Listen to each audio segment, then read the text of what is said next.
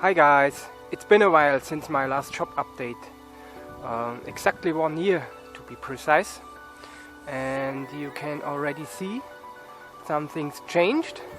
So there is a sawmill guy storing his lumber here on the yard, and he also rented the hall number 2. So let's go inside the hall now. Here is our stage from the last party we had. I will disassemble the stage today or tomorrow, because now it's September.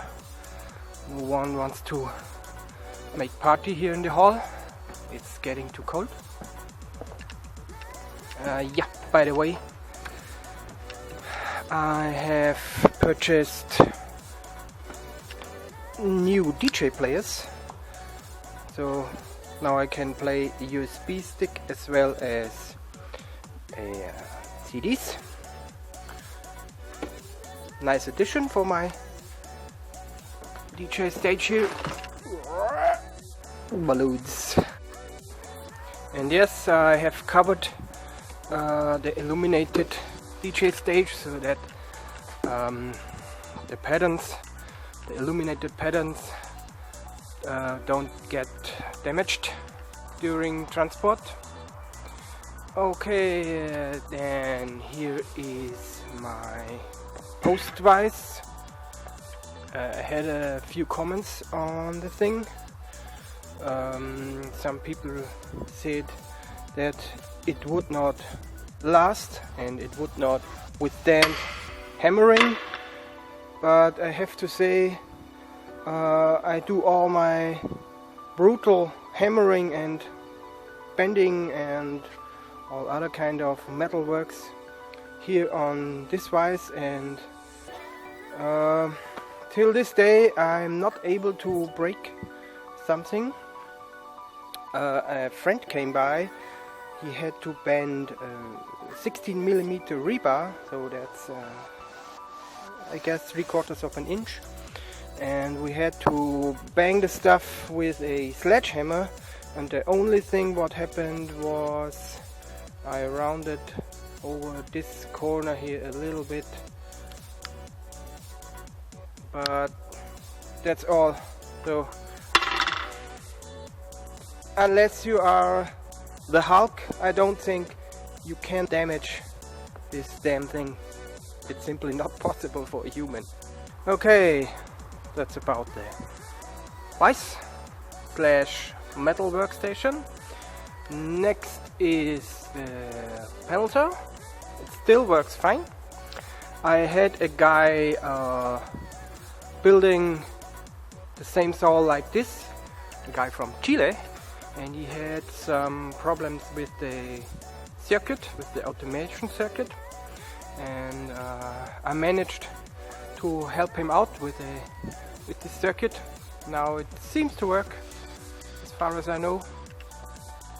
I use this saw a lot for building shipping crates like this or this one, and it's a real game changer to have a saw like this. Here are some excavator parts waiting to be shipped. We have a new fridge now, and our kitchen, portable kitchen, still in daily use, still works fine. Next comes the wood lathe. It still does the job fine, and we did a lot of wood turning since I built the thing, and there's nothing to complain whatsoever. It's working perfectly. The only design change I made is this cabinet here. Nothing fancy. I made it out of OSB, 15mm OSB, and I painted it with clear polyurethane. And another thing which I added is this outlet here, because when we do wood turning we have our shop vac nearby, and now we can connect our shop vac here to this outlet. Here are some bolt blanks waiting to become a beauty. Some of our next projects. So here I turned a bowl out of a piece of firewood. Actually my very first bowl I turned. It came out nice. What's next? I divided the hall into 3 individual smaller halls, you can say. So this is the part of the hall which we use for our stock. And this part here is for our lorry. And here are some mobile homes parked. And over there you can see the other part of this hall, which is full with lumber, again from the sawmill guy. So now we go upstairs. I have another thing to show you. Here is a suitcase I made, or flight case you could say, for the DJ mixer and DJ players. I know it's just OSB, but for me it does the job. It protects my equipment. That's what it should do. And here is another project which I recently finished. A friend gave these speakers to me as a gift. 2 speakers and a power mixer. These are P-Way speakers from the 1970s, and I had to replace all the chassis, the horn, the mids and the woofers. Also I had to replace the crossovers because they were pretty much scrap. To be honest, these 2 speakers were pretty much scrap, and I had to restore them, but now they are working perfectly fine. I measured them with the computer, and they have a pretty much a linear frequency band, down to 50 Hertz and up to 18 kilohertz. So that's absolutely fine for a PA system. So here are the old crossovers with exploded capacitors and molten resistors and so on. So I had to replace the crossovers as well as the speaker chassis. Nice suitcase. I don't need it, but I bought it for €5 on a flea market. So I had to take it with me. Still on the list is to repair this massive PA amplifier here. It's 2 times 2000 watt. A very heavy thing. Still waiting to get back to life. Also I have to disassemble my stage lighting here today or tomorrow.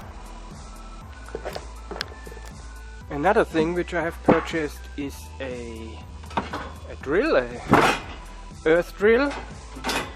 You can drill a hole for a pole or something. So I'm curious to check this out. Now we are inside the workshop, and some minor things changed here. So I have purchased a die grinder, which is very nice to have. Small flat disc and some grinding accessories. Another addition is this kind of, wow, surgery lamp here. It is on a aluminium arm. It can swing around, and I bought this from Lidl, I guess, I'm not sure, for 20 euros. It's a 100 watt LED, and I also made an outlet here to plug in my soldering iron or whatever. It gives me a ton of light, wow, for some electronic works. And speaking of electronic works, here is the mixer, which a buddy of mine gave me for free, of course, and I have built a case for it. It's still not finished, but let's open it up and look what's inside. So here's the mixer. It is a 8-channel power mixer, which means it has a powerful amplifier here in the back. That's the reason why it is so damn heavy. And I had to replace all the potentiometers. Wait a minute. Here they are. I had to replace them all. Also, I had to make new knobs with the 3D printer. So all the knobs are new and all the potentiometers are new. Now it's working perfectly. As far as I could find out, it is built in 1974, so older than me actually, but it's working perfectly fine. And as you see, now I'm about to build a proper case for it. Now I have to wait for the some cushion here inside and handles and stuff like this. Is it worth the effort to restore things like this? No, definitely not. But guys, you know me, I don't like to throw things away. I like to salvage whatever I can, and here is one example.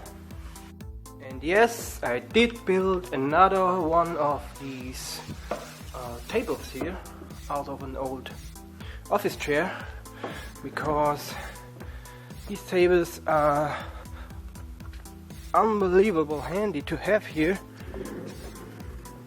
So now I have 3 of them. The Arduino controlled charger for the forklift still works fine. Yes, I would say that's it for this shop update. I wanted to keep it short because I don't want to bore you guys. So I would say thanks for watching and see you next time.